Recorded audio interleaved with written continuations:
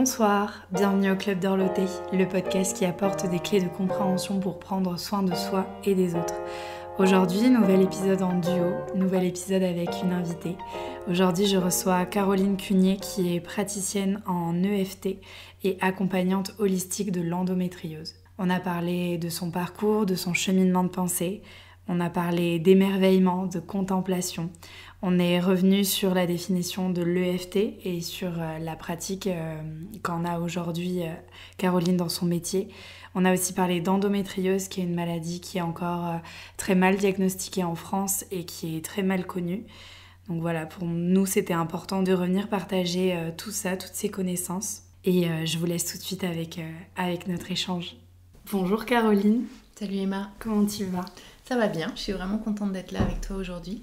Je suis très contente aussi. Merci de m'avoir fait signe pour ton nouveau podcast. Ouais, je suis très contente de te recevoir ici, surtout que je connais très mal tout ce que tu proposes, donc c'est une bonne occasion pour toi de te présenter, d'expliquer peut-être un petit peu ton parcours et d'expliquer tout ce que tu proposes aussi autour du soin, autour du bien-être. Et voilà, parce que vraiment, que ça soit l'EFT, l'endométriose, tout ça, c'est des sujets que je connais un petit peu de loin, mais vraiment mal, donc je pense que c'est bien de reprendre les bases et je pensais que tu étais vraiment la personne la plus à même de venir partager tout ça avec moi, donc je suis très contente. Bon, merci à toi. Merci beaucoup. Je pense qu'on va pouvoir commencer par parler de ton parcours, de comment t'en es arrivée à ce que tu fais aujourd'hui. Je sais pas par quoi tu veux commencer. Alors on va commencer. Je pense que depuis toujours l'humain a été vraiment au cœur de mes choix, de mes aspirations, de mes lectures.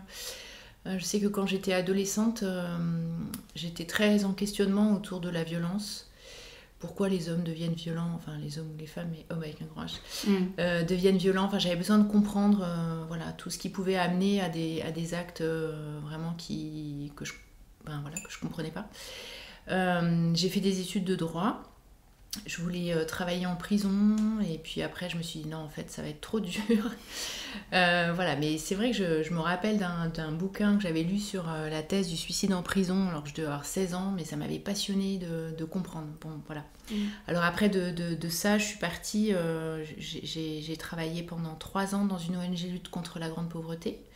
J'étais volontaire et puis en fait, assez vite, je me suis orientée vers la compréhension de la santé dans sa globalité, comprendre nos mécanismes de pourquoi on tombe malade, comment on peut booster son système immunitaire. Et pour moi, c'était une évidence que c'était un ensemble, qu'on était un humain faisant partie d'un environnement et qu'on n'était pas un ensemble de pièces détachées à guérir ou à soigner.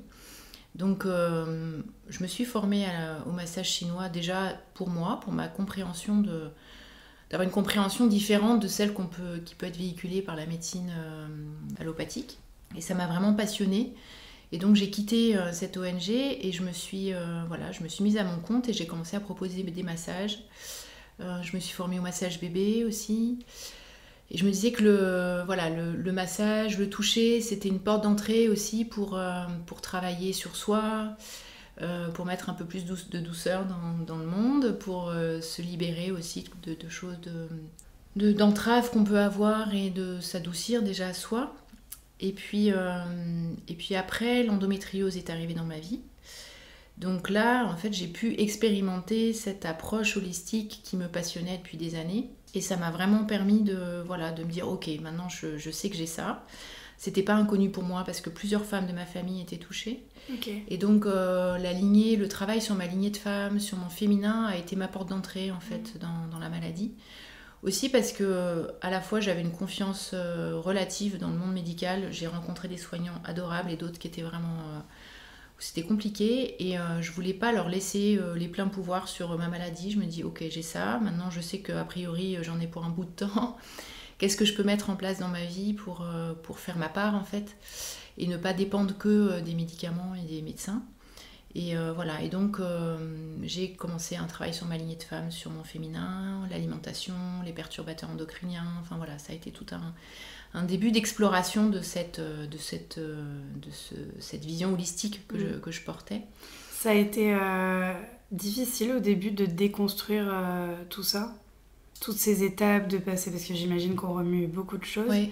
est-ce que t'es passé par des moments où c'était plus difficile, ou ça s'est fait quand même assez progressivement et du coup t'as eu le temps de voir les choses venir, de prendre le temps de travailler sur toi?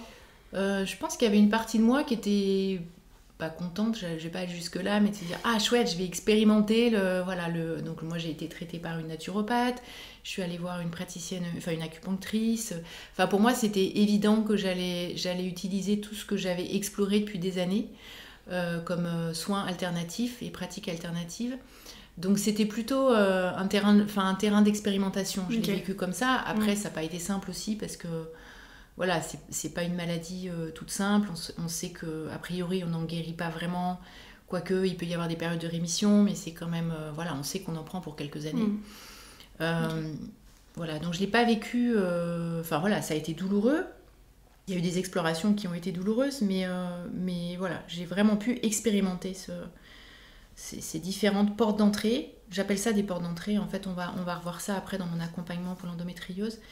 Mais voilà, c'est pas juste, ok, il y a un organe qui est malade, qu'est-ce qu'on propose comme médicament ou comme opération, mais c'est qu'est-ce qu'on peut mettre en place autour pour soutenir notre organisme, pour nous libérer de ce qu'il y a à libérer, etc. L'EFT en a fait partie aussi. Et puis voilà, et après je suis revenue dans cette association de lutte contre la misère pendant du coup là presque 10 ans. Ok. Tu voyageais à ce moment-là? Ouais, on est parti. Enfin, je suis restée beaucoup en région parisienne au niveau du centre avec des missions différentes. Okay. Et puis on a passé un temps dans l'océan Indien où j'animais des bibliothèques de rue, j'ai animé des ateliers de massage bébé pour des très jeunes mamans, des très jeunes 15, 17 ans. C'était vraiment passionnant. Après, j'ai eu beaucoup de mal avec le climat. L'endométriose et le chaud humide, c'était pas top. Donc voilà, on est rentré dans les Hautes-Pyrénées. Enfin, on a décidé de se poser dans les Hautes-Pyrénées. Et là, je me disais, bon, qu'est-ce que j'ai envie de faire? Et je me suis dit, voilà, j'ai envie de nouveau vivre cette expérience d'être à mon compte et d'explorer donc, par rapport à l'endométriose, et puis après l'EFT, les massages bébés, etc. Voilà. Okay. Et là, du coup, avec l'EFT, je renoue avec cette recherche sur, alors pas que la violence, mais vraiment d'arriver à soutenir, accompagner l'autre dans ces libérations de traumas, de blessures qui empruntent voilà, après leur comportement. Et, voilà. Ok. On a cité l'EFT rapidement, mais est-ce que c'est quelque chose que tu peux nous définir? Parce que, pardon, même moi, c'est quelque chose que je connais très mal. Il me semble que j'en ai fait, mais il y a très longtemps, quand j'étais ado. Mais je ne saurais vraiment pas l'expliquer, donc peut-être que tu peux nous présenter déjà dans les grandes lignes ce qu'est l'EFT. Alors en anglais, ça veut dire Emotional Freedom Techniques, qu'on traduirait en français par technique de libération émotionnelle. On peut aussi dire technique de liberté émotionnelle. Mais j'aime beaucoup le terme de libération parce que c'est vraiment ce que j'ai l'impression de ressentir et ce que ressentent les personnes que j'accompagne quand ça fonctionne. Vraiment une libération. Et donc j'aime beaucoup ce terme-là, même si après on se sent plus libre dans sa vie. Ça a été mis au point dans les années 90 par Gary Craig, même si c'est une évolution de plusieurs pratiques qui ont abouti après à ce que Gary Craig a créé. Ça fait partie des thérapies psychocorporelles, psycho-énergétiques. On l'appelle aussi acupuncture émotionnelle parce qu'en fait, on va venir travailler sur le système nerveux, sur le corps, par des petits tapotements sur des points sur le visage et le haut du corps et les mains qui correspondent à des points d'entrée et de sortie des méridiens. Et donc en fait, les différents points qu'on va passer en revue, on tapote quasiment tous les organes, en fait, enfin tous les systèmes d'organes en médecine chinoise. Mais on n'est pas obligé d'être d'avoir des connaissances ou passionné par la médecine chinoise pour pratiquer l'EFT. Donc voilà, c'est des tapotements sur des points précis auxquels on associe des phrases, des mots. Alors ces phrases et ces mots vont venir d'un événement sur lequel on a envie de travailler. L'EFT, le panel, enfin le champ d'action est vraiment très large. Ça peut aller d'une contrariété qu'on a envie un peu dont on a envie de se libérer, à des traumas vraiment lourds. Et on va travailler sur un événement précis, même si on est dans une démarche où on souhaite travailler sur sa confiance, par exemple, confiance en soi, sur son rapport aux hommes, par exemple, sur éviter de casser des schémas répétitifs dans nos relations amoureuses, par exemple. Donc là, on part sur quelque chose d'assez global, mais on va tirer des fils pour partir sur un événement qui illustre et qui va être le plus lourd et le plus douloureux dans le souvenir. Donc on va se focaliser non pas sur ce qu'on a ressenti au moment où on a vécu ça, mais au moment aujourd'hui, quand je repense à cet événement, qu'est-ce qui se passe dans mon corps, qu'est-ce qui se passe dans mes émotions. Et on va partir sur ce ressenti, on va partir aussi si on est en capacité de pouvoir décrire ce qui s'est passé, mais dans des traumas compliqués, on n'a pas forcément envie de raconter, donc on va juste partir des sensations qu'on revoit. Ça peut être des flashs même d'odeurs, des couleurs, des sons, des couleurs, un paysage, une personne, voilà. Et puis on va tapoter avec des mots qui vont activer ce souvenir-là. Donc on travaille vraiment sur le négatif, tout en restant dans une fenêtre de tolérance. Celui qui accompagne a des techniques pour pouvoir permettre aux clients de rester dans cette fenêtre de tolérance. Et on va faire plusieurs rondes, on appelle ça des rondes. Voilà, on enchaîne ces points avec ces mots, etc. Et puis à chaque fois, on évalue où est-ce qu'on en est. Et donc, le but de l'EFT, c'est l'événement restera ce qu'il a été. Par contre, quand on y repense, on n'a plus l'activation désagréable. On est dans une impression neutre. Ok, ça s'est passé, c'était pas un événement agréable, mais aujourd'hui, quand j'y repense, ça me met pas dans un état de colère, de tristesse, de mal au ventre, voilà. Okay. Donc ça peut être rapide, ça peut prendre plusieurs séances, ça on ne sait pas à l'avance, tout dépend du travail qu'on a fait avant. Si on arrive vraiment à identifier l'événement source aussi. Voilà, mais c'est un outil assez simple dans l'utilisation. On a l'impression de tapoter, de répéter des phrases, ça peut être même enfantin.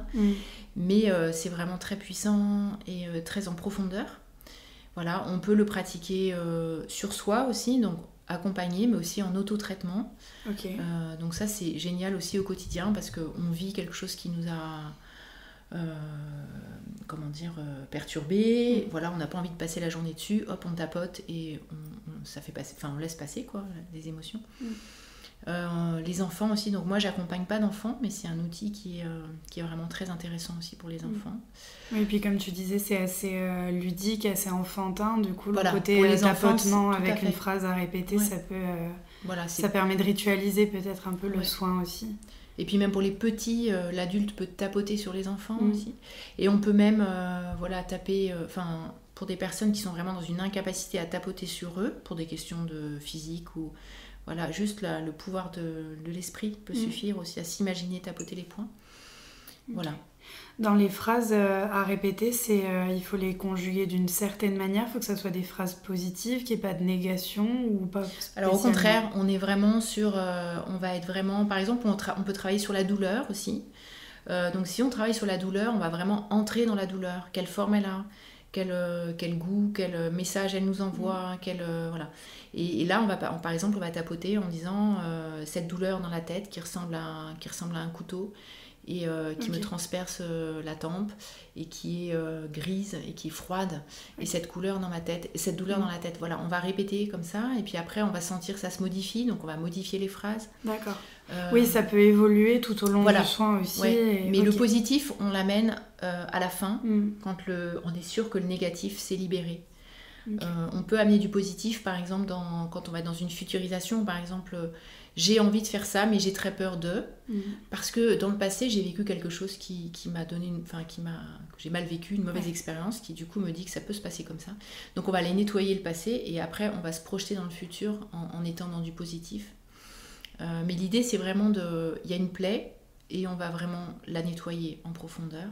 On n'est pas à mettre un pansement en se disant, voilà, c'est bon. Donc ça pique.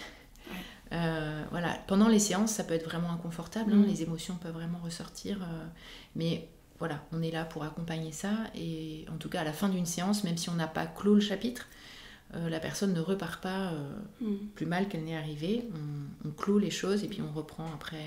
Ok. Et l'EFT, c'est quelque chose que toi, tu as découvert en tant que patiente, enfin en tant que receveur de soins, je pense, au départ.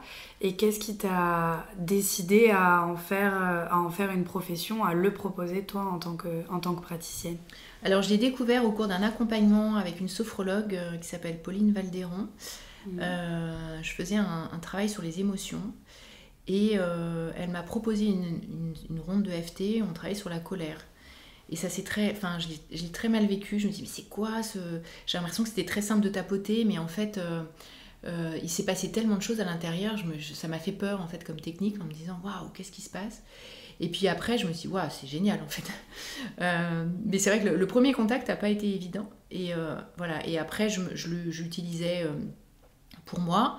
Et je me dis ah ouais, c'est quand même pas mal, et pour des choses assez légères, pour des choses un peu plus compliquées. Par exemple, j'ai travaillé en auto-soin un événement où j'étais avec ma fille sur la plage à marée basse, et en fait la mer remontait, on s'est retrouvés un peu coincés loin de la plage. Elle avait 4 ans, j'avais dans les bras, enfin bon, ça a été un très gros stress pour moi. Et quand je repensais à cet événement, je sentais vraiment tout le corps qui s'affolait. Et voilà. Et là aujourd'hui, je suis en capacité de revoir les photos de ce voyage-là de manière beaucoup plus posée. Voilà. Et il m'a fallu plusieurs rondes. Voilà, j'ai dû m'y reprendre à plusieurs fois, mais j'ai pu le faire en auto-soin par exemple. Voilà, un exemple de choses qu'on peut, voilà, qui est ancienne. On se dit c'est passé, tout le monde va bien, mais n'empêche que voilà, ça reste. Et du coup, ça empruntait aussi mon rapport à l'eau.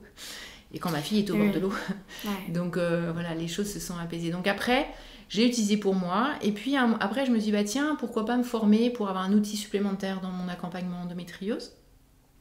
Et puis finalement je dis non, mais pourquoi pas le proposer à tout le monde, parce que c'est tellement génial que... Donc aujourd'hui je l'ai dans ma boîte à outils dans mes accompagnements endométriose, et aujourd'hui je suis vraiment praticienne EFT pour adultes, et ce quelle que soit la problématique. D'accord. Dans ta bio sur Instagram, tu as écrit accompagnante holistique de l'endométriose. Donc tu accompagnes avec l'EFT. Est-ce qu'il y a d'autres choses que tu proposes dans ton accompagnement justement? C'est ciblé uniquement sur l'endométriose ou il y a d'autres choses aussi sur lesquelles tu peux accompagner? Alors cet accompagnement, je l'ai vraiment bâti. Déjà, je me suis formée aussi. Donc je me suis formée spécifiquement à accompagner des personnes atteintes d'endométriose par la naturopathie. Donc je ne suis pas naturopathe, mais j'ai des connaissances au niveau de l'alimentation, des plantes qui peuvent être utilisées, des huiles essentielles. J'ai une formation aussi en aromathérapie qui peuvent être utilisées. L'idée, c'est vraiment de partir aussi de mon propre parcours, c'est-à-dire que la médecine ne répondait pas à toutes mes questions, c'est-à-dire que malgré les calmants, les douleurs ne passaient pas forcément. J'ai fait une grosse intolérance au niveau des hormones, au niveau de mon foie. Donc j'ai décidé de plus en prendre, mais il fallait du coup que j'ai un plan B pour éviter que la maladie s'enflamme. Voilà, donc ce que je disais tout à l'heure, je suis passée par mon féminin, le travail sur mon féminin, ma lignée de femme, mon alimentation, donc découvrir toute l'alimentation anti-inflammatoire, l'importance du mouvement aussi, même si on est... donc moi je pratique le yoga depuis 20 ans de manière assez épisodique, mais c'était quand même précieux de l'avoir. Oui, c'est une base quand même. C'est une base, pour toi, ouais. Parce que même quand le corps souffre, on n'a pas envie de se mettre en mouvement alors que c'est vraiment essentiel. D'autant plus si on commence à avoir des opérations, il y a des adhérences. Voilà, donc j'ai bâti cet accompagnement par rapport à mon propre parcours. Donc en fonction des besoins de la personne, la femme qui vient consulter, je m'adapte à ses besoins. Certaines, ça va être par rapport à l'image, parce qu'il y a eu beaucoup de poids qui ont été pris, elles le vivent mal. D'autres, ça va être par rapport au fait d'avoir un souci avec la fertilité. D'autres, ça va être juste, j'ai envie d'apprendre à vivre avec les douleurs, et qu'est-ce que je peux faire pour avoir moins de douleurs. Voilà. Et donc, en fonction, on fait vraiment un bilan de où elles en sont dans leur alimentation, quel est leur environnement de vie, est-ce qu'elles sont bien dans leur boulot, est-ce qu'elles travaillent, est-ce qu'elles sont bien dans leur couple. Comment elles vivent la maladie, l'annonce de la maladie. Certaines le vivent bien, d'autres c'est vraiment la fin du monde. Comment elles sont, à quelle dose de stress elles sont exposées dans leur quotidien. Le stress est vraiment un facteur aggravant de la maladie. Après les perturbateurs endocriniens, donc on fait vraiment voilà, on va dire un état des lieux assez large. Et après, en fonction de leurs besoins, je définis un protocole avec elles, avec des pistes, un peu une immense boîte à outils, quoi, une grande boîte à outils, avec des relaxations que j'enregistre, des pratiques physiques, des pratiques corporelles, des séances de FT, des conseils pour l'alimentation, des plantes, etc. Et donc soit on se voit une fois, et en 1h30, et après elles repartent avec un protocole. Soit je propose aussi un forfait de 3 séances, on se voit une première fois 1h30 et deux autres fois 1 heure, à plusieurs semaines ou mois d'intervalle, ça dépend des besoins. Mais d'avoir un peu un suivi sur un peu plus long terme. Voilà, et ça peut être du coup, le FT peut venir soit des tappings un peu... parce qu'on peut faire des tappings très personnalisés, on va dire en thérapie, ou bien un peu plus globaux avec des thématiques, par exemple sur la douleur. Comme tu disais, sur les émotions, comme toi aussi tu l'as découvert, où ça. C'est globalement la colère, qu'est-ce globalement. que ça t'évoque. Et donc là, je peux envoyer des protocoles où elles vont tapoter chez elles. Ou alors on le fait vraiment, on dédie une séance à ça. Voilà. Okay. Donc, ouais, c'est ça. C'est vraiment l'interdépendance, explorer l'interdépendance de toutes nos dimensions. Et dans la maladie, comme dans toute maladie, mais dans l'endométriose, il y a vraiment les perturbateurs endocriniens, l'alimentation, le stress, le mouvement. Enfin, tout ça, c'est des facteurs qui vont venir aggraver ou au contraire soutenir le processus de guérison. Après, il y a autant de femmes que d'endométriose, donc il n'y a rien de magique. Mais ça vaut vraiment le coup de... Et puis c'est une manière de reprendre le pouvoir aussi dans ce qui nous arrive. De reprendre le pouvoir, j'aime pas forcément ce mot-là, mais de reprendre sa souveraineté aussi dans son corps. C'est le mot que j'avais en tête. Voilà, et de pas dépendre uniquement du corps médical. J'aime bien l'image que tu as aussi avec toutes les pratiques que tu proposes, l'image de la boîte à outils. Je trouve que c'est une belle... tout de suite, on comprend un petit peu ta manière de fonctionner. L'endométriose, rapidement, si on peut rappeler ce que c'est, comment ça se manifeste, comment ça peut être diagnostiqué, quels sont les symptômes, tout ça. Parce que même moi, c'est quelque chose que je connais pas très bien puisque j'en souffre pas et que dans mon entourage proche, j'ai pas forcément quelqu'un qui en souffre. Peut-être le rappeler pour le plus grand nombre, comme tu me disais tout à l'heure en off, les femmes qui en souffrent savent qu'elles ont de l'endométriose. Mais pour le plus grand nombre, je pense que c'est important. C'est mal connu et c'est très mal diagnostiqué en France, je crois. Donc ça touche, on est plutôt à aujourd'hui, on disait une femme sur 10, on est plutôt à une femme sur 7 aujourd'hui. Il y a à peu près 7 ans d'errance médicale avant que le diagnostic soit posé. Ça bouge. Voilà, c'est en train de bouger. Il y a eu des engagements au niveau du gouvernement pour en faire vraiment une priorité nationale. Après, à voir ce que ça va donner, mais il y a quand même une volonté de faire bouger les lignes. L'image qu'on a, c'est douleur de règles. Voilà, c'est des règles abondantes, douleur de règles, qui est une image très partielle en fait de ce qu'est la maladie. Et aussi en termes de recherche, la France a été longtemps à la traîne pour avoir une définition qui tienne la route. L'Australie, par exemple, la Nouvelle-Zélande, les États-Unis sont des pays beaucoup plus en avance dans la compréhension de la maladie, qui est pas encore, c'est pas encore une maladie qui est, pour lequel on a vraiment une connaissance carrée, où on est sûr que c'est comme ça que ça se passe. Mais pendant longtemps, on disait en France que c'était des cellules de l'endomètre, de l'endomètre qui est la paroi qui tapisse l'utérus, qui se développaient anormalement en dehors du corps et qui au moment des règles saignaient et du coup on avait mal. Aujourd'hui on nuance ça beaucoup parce qu'on se rend compte que c'est des cellules qui sont semblables mais pas identiques, qui ont leur comportement propre et qui expliquent pourquoi il y a des femmes donc le traitement c'était on supprime les règles soit par une ménopause artificielle soit par des hormones comme si on était enceinte et du coup ça règle le problème, sauf qu'il y avait plein de femmes qui continuaient de souffrir, donc ça prouve bien que c'était pas juste d'arrêter les règles qui étaient... Et les douleurs, elles sont localisées au niveau du bas-ventre ou après ça peut se déplacer? Alors les douleurs, donc on sait aujourd'hui que l'endométriose, elle est quand même principalement située dans la zone de l'utérus. Alors quand c'est dans l'utérus, on appelle ça de l'adénomiose. C'est la même maladie mais qui est vraiment dans l'utérus. Et ensuite, les lésions, elles peuvent se balader sur le système digestif, les reins, le diaphragme. On peut en avoir même sur les poumons. Et il y en a même qui ont été trouvés dans le cerveau. C'est des cas très rares. Mais voilà, donc la migration, pendant longtemps, c'était la théorie du reflux. En fait, les règles refluaient et du coup, les cellules allaient se balader. Sauf que dans le cerveau, ça tient pas trop la route. Donc aujourd'hui, on pense plutôt que c'est des cellules, un peu comme des cellules cancéreuses qui sont là dans le corps, en veille. On est avec ça en fait et à un moment donné pourquoi elles vont s'activer, elles vont se déclencher. C'est à peu près, c'est une théorie qui circule.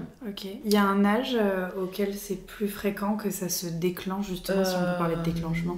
Alors Ou il n'y a pas En de fait, on vérité? se rend compte aujourd'hui que les femmes qui vont être diagnostiquées à 30 ou 40 ans, elles vont dire, mais en fait, j'ai toujours souffert. Donc finalement, dès les premières règles, on peut avoir des pistes. Enfin, on peut, voilà. Moi, par exemple, ça a été diagnostiqué après ma grossesse, mais a posteriori, c'est évident que c'était là avant. Ça ne m'a pas empêché d'être maman. Mais c'est vrai que mes règles, ça a toujours été compliqué. Alors c'est vrai que pour moi, c'était le moment des règles. Après, les femmes, les douleurs les plus fréquentes, ça va être pendant les rapports sexuels, au moment de la miction, ça va être les douleurs de règles, ça peut être des douleurs dans le dos, ça peut être des douleurs digestives. Alors soit parce que le système digestif est atteint, ou bien parce que en fait les organes atteints autour vont créer un système comme des ronds dans l'eau là, et vont avoir un peu, d'onde, voilà, et du coup ça va avoir un impact sur le système digestif, okay. mais c'est pas forcément qu'il y ait des atteintes au système digestif. Okay. Voilà, ça peut être des atteintes à la vessie, ça peut être, voilà, du coup, s'il y a des douleurs, s'il y a des atteintes au diaphragme, des douleurs dans la respiration, des douleurs dans l'épaule, voilà. Donc les douleurs sont vraiment, le panel des douleurs sont quand même assez large. Et c'est des douleurs plutôt comme des contractions, un peu comme des douleurs de règles classiques, même si c'est pas... J'aime pas vraiment ce terme. Est-ce que c'est vraiment comme des... On sent que ça pulse ou... Comment tu décrirais cette douleur-là, ou est-ce que c'est vraiment au cas par cas, tout le monde c'est un peu au cas par cas, mais bon, quand vraiment... Enfin, alors c'est ça, c'est que des endométrioses, il y a autant de femmes que d'endométrioses. Il y a des endométrioses profondes, il y a des endométrioses superficielles. Pendant longtemps, on comptait en stade, maintenant on compte plus en stade 1, 2, 3, 4. On est en superficielle profonde, et on peut avoir peu de lésions et beaucoup souffrir. Beaucoup de lésions et peu souffrir. Donc voilà, après les douleurs, ça peut vraiment être plutôt comme des coups de poignard, des sensations d'arrachement de l'utérus. Vraiment, voilà, moi j'ai été plus ennuyée au moment de l'ovulation. J'ai atterri 2 fois aux urgences, mais c'était au moment de l'ovulation, et c'était vraiment une douleur qui était vraiment très intense et très aiguë, qui me clouait sur place. Enfin, je veux dire, cette brûlure, enfin, je ne savais pas la première fois. Maintenant, je sais anticiper, je reconnais, mais les 2 fois où ça m'est arrivé, je ne savais pas ce que c'était ce truc-là. Donc après, les douleurs peuvent être vraiment variables, et surtout, les douleurs sont de type inflammatoire, donc là, souvent, ça peut être calmé par des calmants. Mais il y a beaucoup de douleurs neuropathiques, parce que les lésions vont être sur des trajets nerveux, ou parce que le nerf va être activé par la lésion qui va être sur l'organe, qui va toucher, enfin bon. Plus après si on a des opérations. Et ça, les douleurs neuropathiques, c'est très compliqué à prendre en charge. C'est là où le mouvement est très intéressant. Mais il y a des stades où c'est vraiment des consultations avec des centres de douleurs, antidouleurs spécialisés, parce que là, on est sur des traitements pour les épileptiques, par exemple, vraiment très spécifiques. Et là, c'est vraiment compliqué, parce et on n'est pas tellement au fait de ça, et du coup, on se dit, mais je prends des calmants et ça passe pas. Ben oui, parce que c'est pas des douleurs qui vont être calmées par des anti-inflammatoires ou des antidouleurs. Oui, c'est pas une inflammation, c'est bien Ok. Tu me disais tout à l'heure que toi, c'était pas quelque chose qui t'avait empêché de tomber enceinte, mais c'est quelque chose qui peut arriver pour certaines femmes. Oui, ça complique. Alors, c'est souvent au moment d'un parcours pour essayer d'avoir un enfant qu'on se rende compte que des femmes, que le diagnostic va tomber. Après, c'est pas la cause majeure d'infertilité, hein, et toutes les femmes qui ont de l'endométriose ne sont pas, heureusement, c'est un pourcentage assez élevé, mais je l'ai plus en tête. Mais voilà, c'est pas, mais quand même, tout n'est pas lié, tout n'est pas lié, mais c'est souvent à ce moment-là, ou alors on peut avoir des difficultés. Après, on peut ne pas avoir des problèmes de fertilité, mais si les ovaires sont touchés, si les trompes sont touchées, on peut avoir difficulté à tomber enceinte, parce que voilà, les organes fonctionnent moins bien, quoi. C'est pas que ça fonctionne pas du tout. Et durant la grossesse, une fois que pour le coup là il n'y a plus de règles, est-ce que justement c'est une période d'accalmie où les douleurs peuvent aussi continuer même pendant une grossesse ? Alors souvent on le présente comme ça, il y a même des médecins hyper maladroits qui disent à des femmes mais le meilleur médicament c'est de tomber enceinte. À 20 ans on leur dit mais faites un bébé parce que déjà après c'est pas sûr et puis ça vous calmera. Mais c'est vrai que la période de la grossesse est souvent une période quand même où voilà, c'est en sommeil. Et ça va se réveiller après, quoi. Ou pas, ça dépend. Mais... Oui, c'est vraiment au cas par cas. Est-ce que, dernière petite question sur l'endométriose, je viens d'y penser, est-ce que c'est une maladie qui est récente, ou est-ce que tu penses qu'en fait au cours de l'histoire c'est quelque chose qui a toujours été présent chez la femme, chez les femmes ? Alors les traces historiques sont quand même remontent à assez loin. Après, comme ça concernait les femmes, oui, on n'a rien. On sait que la racine d'utérus est la même que la racine qu'hystérie.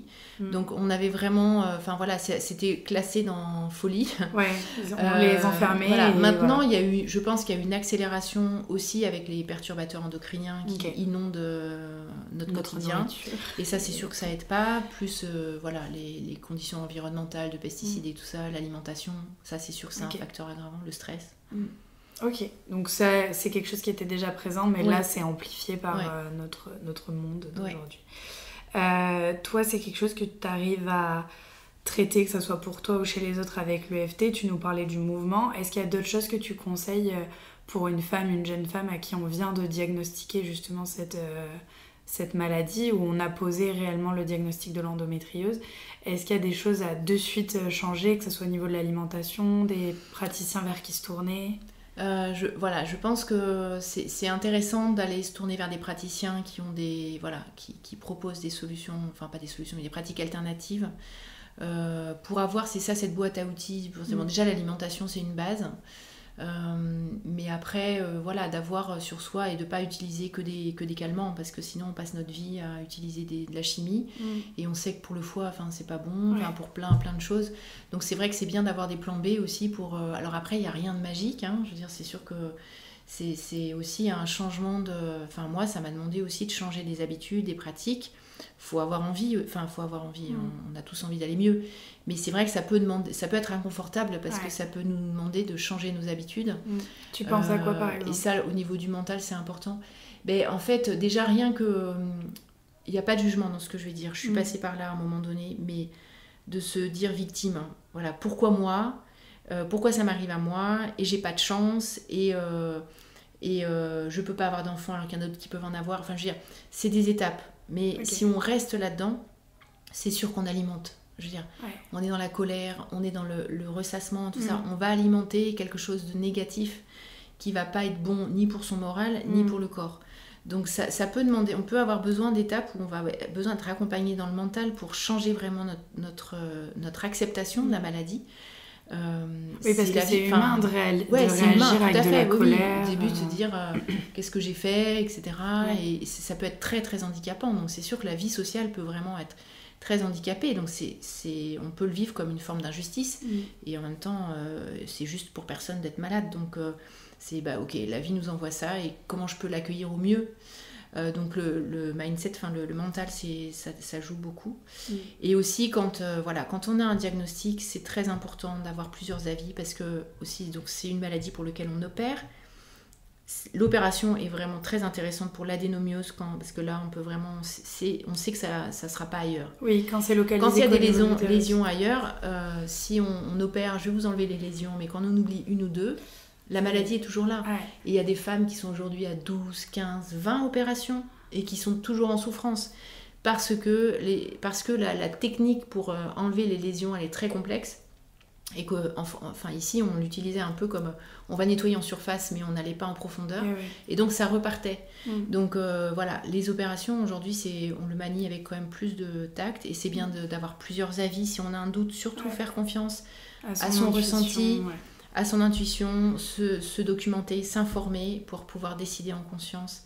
Et il y a peu de médecins qui sont vraiment formés pour ça. Ça représente 1h30 du programme d'un gynécologue dans toute sa formation. Ça bouge. Je suis engagée avec Endomind, il y a un gros boulot pour faire bouger les lignes, mais faut vraiment pas hésiter à avoir plusieurs avis, etc. Ok. Qu'est-ce que tu fais, toi, pour prendre soin de toi au quotidien? Est-ce que tu as une routine particulière? Est-ce qu'il y a des pratiques que tu mets en place déjà, toi, dans ta vie? Ça peut être des choses très simples, mais des choses qui te font du bien à toi, avant de pouvoir même prendre soin des autres dans ton métier. Alors des fois on dit les cordonniers sont les plus mal chaussés. Je confirme. En fait je suis pas quelqu'un qui suis très disciplinée. Donc d'avoir une routine, de me dire je me lève, je fais du yoga, je respire, ça. Alors sur le papier j'adore. Mais en réalité, donc ça m'est arrivé des moments de vivre ça pendant 3 mois, tous les jours j'arrivais et puis pouf il y avait quelque chose qui faisait, puis alors après je lâchais. Donc le mot routine, j'aime pas ce mot-là, donc voilà, c'est pas dans mon caractère non plus.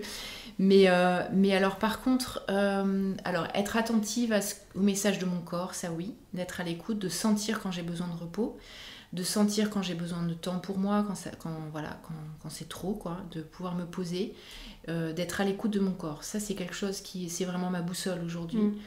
C'est quelque chose que, pardon, je te coupe, c'est quelque chose que tu as appris à faire avec le temps, cette écoute, ou c'est toujours non, parce qu'avant j'écoutais pas tellement. Okay. L'endométriose m'a beaucoup aidée, et puis aussi la médecine chinoise m'a aussi aidée à comprendre qu'on est dans comme je disais, une globalité, donc tout s'interfère. Donc être à l'écoute de ce corps. Et par exemple le yoga, j'en fais pas régulièrement, mais il y a des moments où je me dis bon là faut vraiment que tu prennes du temps parce que je sais que ça me fera du bien, et effectivement après une séance ça me fait du bien, mais j'attends un peu la dernière limite, donc ça c'est pas très bien. Après je fais attention à me préserver au quotidien de tout ce qui peut être toxique pour moi dans les relations, dans les actualités, enfin voilà, j'essaye vraiment de choisir ce qui rentre, avec quoi je me nourris, aussi bien au niveau alimentaire que spirituellement, même, sans rentrer dans le truc spirituel, mais voilà, ce qui me nourrit, avec quoi je me nourris. Après, au niveau de l'alimentation, voilà, il y a des choses que je ne fais plus, il y a des choses où je fais attention, et puis des fois je vis, alors je fais des écarts, puis après je sais pourquoi j'ai mal.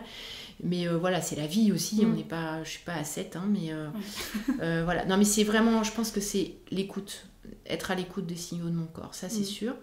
Et puis j'aime beaucoup la nature, la photo. Moi je suis très... j'aime beaucoup les photos de nature. Je suis très dans l'émerveillement. Un ciel, une lumière. Je suis très sensible à ça. Et puis tu marches beaucoup. Ouais, je marche pas suffisamment, mais j'aime bien marcher. Mais j'aime bien être... oui, c'est ça. Capter le beau dans ce qui m'entoure, même si c'est relatif. Ça dépend de chacun.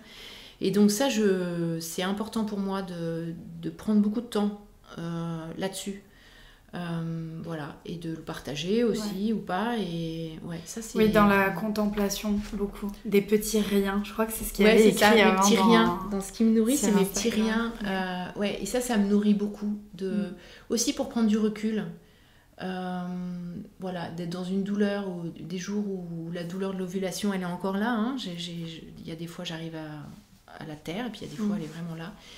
Voilà, je sors, je regarde la lumière, je me mets dans l'herbe, je m'allonge dans l'herbe, ça me fait un bien fou. Enfin voilà, des petites choses. Tu sens que cette connexion à la terre, à cette contemplation de ce qui nous entoure, c'est quelque chose qui t'a vraiment aidé à te reconnecter à ton corps. Tu parlais du féminin aussi, c'est passé par ces étapes-là aussi pour te connecter à ton féminin. Et puis en fait, quand j'ai découvert que j'étais cyclique, alors ça a été vraiment une prise de conscience énorme dans ma vie. C'est arrivé à 30 ans peut-être. De dire, les règles, ok, je sais que j'ai des règles, je sais que je saigne pas, mais en fait c'est plus subtil que ça. Et donc tout ce lien avec alors aujourd'hui j'ai pris de la distance par rapport à tout ce qui est féminin sacré, parce qu'il y a des choses je me reconnais pas du tout. Mais de comprendre que j'étais cyclique, de comprendre qu'il y avait des moments où j'avais besoin de repli, des moments où j'étais plus dans l'ouverture, et que c'était d'écouter ça, voilà, ça m'a beaucoup changé aussi. Et le lien avec le cycle des saisons, de la lune, cette connexion-là, en fait, j'en avais pas conscience avant. Et ça m'a beaucoup aidé aussi de me dire de ce lien, quoi, on est tous liés, mais même les hommes ont des cycles, mais cette connexion à la nature, c'est un grand soutien, je pense. C'est quelque chose que tu as transmis à ta fille ? Alors, elle a 12 ans, j'essaye, j'essaye, Après, c'est des choses dont je parle beaucoup, donc, et puis elle me voit fonctionner. Oui, donc elle baigne quand même dedans. Voilà, je porte une cup, elle voit... Enfin, je veux dire, c'est quelque chose, il n'y a pas de tabou à ce niveau-là. Il n'y a pas de tabou, et on en parle, et des fois, elle me voit verser le sang dans la terre des plantes, et c'est normal, quoi. Voilà, pour elle, c'est pas quelque chose d'inconnu. Elle sait que des fois, elle a une maman un peu originale, mais en même temps, elle voilà... après elle fera son chemin, mais c'est sûr que par exemple pour moi c'est clair qu'elle mettra jamais de tampon, ça c'est une évidence, que ça c'est pas de concession là-dessus. Il y a des choses d'expliquer ça, et mais après sur ce cycle, oui, ça c'est voilà, après je lui fais pas des cours, hein, mais elle me voit fonctionner, je veux dire, on part en balade, je m'arrête 15 fois pour me dire « Ah, c'est beau, attends, je prends une photo. » Non, mais oui, tu restes naturel, tu ne te caches pas parce que... Et ça, je pense qu'elle a ce côté-là aussi de connexion à la nature. Et ça, c'est vraiment chouette quand d'elle-même, elle me dit « Ah, t'as vu la lumière, là, comme c'est beau ». Je me dis « Ah, c'est cool. Ouais. J'ai au moins réussi. » J'ai au moins. On est deux aussi, mais voilà, je suis contente qu'elle ait cette sensibilité-là. Ouais, je comprends. Et comment tu prends... On a détaillé déjà un petit peu une partie des soins que tu proposais. Où est-ce qu'on peut te retrouver? Comment tu prends soin des autres, alors que ce soit de ta famille, là on a parlé de ta fille, mais aussi des personnes avec lesquelles tu travailles. Est-ce que tu fais des soins en ligne? Est-ce que c'est plutôt que du présentiel? Alors, je travaille sur les deux. Okay. Donc en présentiel, j'ai le cabinet qui est à Bagnères de Bigorre. Donc là, je reçois pour les séances de FT, pour les accompagnements endométriose, et aussi je continue encore les ateliers de massage bébé et aussi de portage en écharpe. Voilà. Okay. C'est une activité que j'ai beaucoup travaillé pendant un temps. Là, je communique dessus de manière plus allégée parce que j'ai pas envie que ça occupe tout mon temps. Oui. Mais en même temps, c'est quelque chose que tu proposes quand même. Je trouve ça chouette aussi de pouvoir vivre ça. Et sinon, en ligne, donc les accompagnements EFT et puis pour l'endométriose aussi. Alors ça peut surprendre par rapport à l'EFT, je l'ai beaucoup pratiqué avec des amis avant de le proposer de manière officielle en ligne en me disant est-ce que c'est vraiment adapté? Et franchement ça le fait. Je veux dire, après je pense que ce qui peut se passer en EFT, c'est qu'on peut avoir, moi je l'ai vécu en tant que patiente, une réactivation qui peut être vraiment très très très très forte et du coup à la limite une attaque de panique quoi. Ouais, une angoisse et donc c'est vrai que quand ça vient c'est toujours mieux d'être en présentiel parce que du coup le praticien néanmoins en ligne je pense que on vit ce qu'on a à vivre, c'est-à-dire qu'en ligne je pense que ça n'arrivera pas parce que les conditions sont pas réunies pour que ça arrive. Mais sinon en ligne ça passe super bien à partir du moment où on a une bonne connexion, qu'on a un ordinateur ou une tablette parce que le téléphone c'est trop petit pour bien se voir. Ouais. Ça c'est important que la personne, moi je tapote en même temps que la personne, je la guide, mais pour moi c'est vraiment très important de bien voir la personne, comment elle réagit. Est-ce que c'est aussi important pour toi de voir la personne en train de faire son tapping, mais aussi que la personne se voit elle aussi, ou pas nécessairement? Non, se voit non. Okay. Non, parce qu'en cabinet elle se verra pas, mais pour moi c'est important vraiment de voir. Ça, c'est de voir les réactions. Donc il faut avoir une bonne connexion, un bon écran aussi même pour. Donc moi je travaille sur ordinateur, mais pour la personne aussi. Et puis sinon ça se passe bien. Et puis du coup on est aussi chez soi. Des fois ça peut être compliqué de trouver le créneau, de prendre la voiture. Là au moins après la séance on peut se mettre dans son canapé si on a besoin. Oui, voilà. Et il y avait quelque chose aussi auquel je pensais ce matin. Est-ce que l'EFT, c'est quelque chose qui peut être proposé en groupe aussi sur des thématiques plus larges ou pas du tout? Alors, ça peut. Ça peut. Non, ça peut, mais ça demande... C'est évident qu'en groupe, on va être effectivement, comme tu dis, sur une thématique qui va être... il va y avoir un point commun entre les gens qu'on va réunir. Alors faut pas des groupes trop grands parce que sinon après ça peut vraiment partir en cacahuète. Okay. Mais alors soit on propose une ronde assez générale et tout le monde va s'y retrouver, ou bien on peut demander à chacun par rapport à la thématique qu'est-ce qu'il aimerait travailler. Alors en restant dans un truc pas trop compliqué. Et après on peut construire la ronde avec des petits bouts de chacun, on va dire. Comme ça, chacun va s'y retrouver dans la ronde ou faire une ronde par personne. Et finalement aussi, par capillarité, ce qu'on va travailler chez l'un peut servir l'autre aussi. Ça par résonance. Pour l'instant, je le propose pas encore. Mais pourquoi pas? Parce que c'est des expériences aussi très intéressantes. C'est autre chose qu'une pratique en thérapie.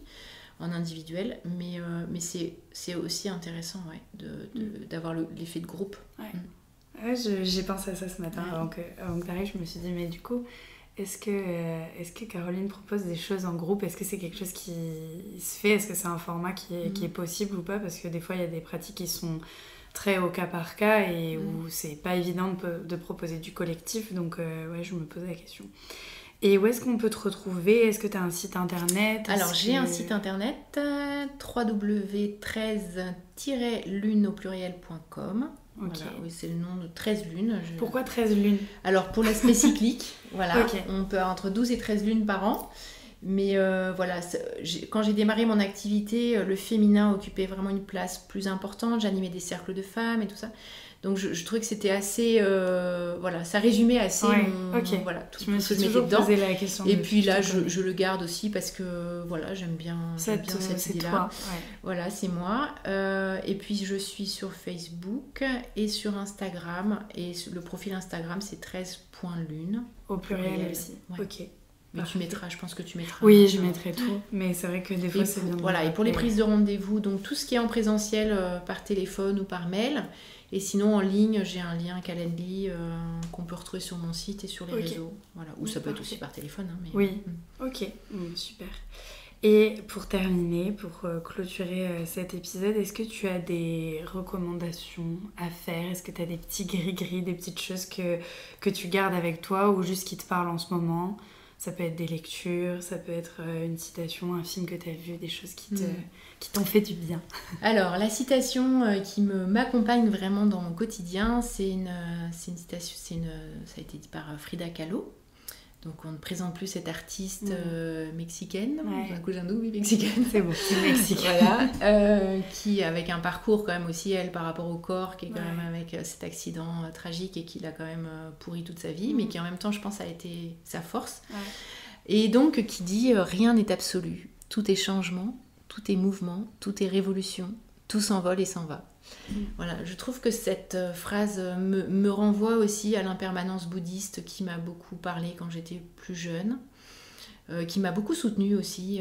Je me rappelle d'un mantra This will also change. Tout ça aussi, ça change, ça passe. Voilà. Et ça finira par passer. Ça, c'est quand même, ça m'aide beaucoup dans le quotidien aussi. Alors, faut accepter que quand ça va bien, ça passe. Oui. Et quand ça va mal, ça passe. Mais aussi. quand ça passe, c'est bien aussi, ça passe. Ouais. Voilà. J'aime beaucoup son œuvre et tout son parcours. Histoire, Il est très inspirant pour moi. Et j'aime bien aussi cette légèreté, il y a à la fois du grave et du léger, quoi. Tout s'envole et s'en va. Pour moi, c'est un courant d'air, c'est un vol de papillons. Ouais. Et que même les choses les plus lourdes, les plus douloureuses finiront par s'envoler aussi. Et ça, c'est beaucoup d'espérance aussi. Et puis, alors en livre, écoute, j'ai une bibliothèque. Alors, j'ai une partie de ma bibliothèque qui est sur le site. J'avais fait un article de blog là-dessus.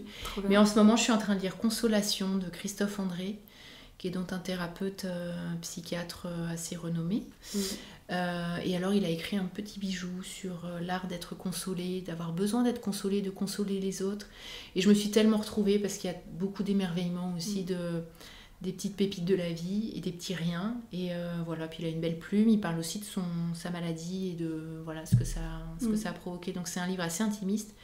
Mais vraiment, je trouve que quand on est dans le soin aux autres, puis même quand on a envie d'avoir un peu de légèreté et de poésie, voilà, c'est un petit bijou. Ça se lit très bien, on peut le lire au milieu, la fin. Ouais, le prendre n'importe où, ça tombera sur un message. Ouais, tout à fait. Trop bien. Ouais, je le connais pas du tout, je connais un petit peu Christophe André. Il est sorti il n'y a pas très longtemps en fait. Ok. Je peux prêter. Je regarderai. Avec plaisir. Avec plaisir. Mais écoute, je pense qu'on a fait le tour.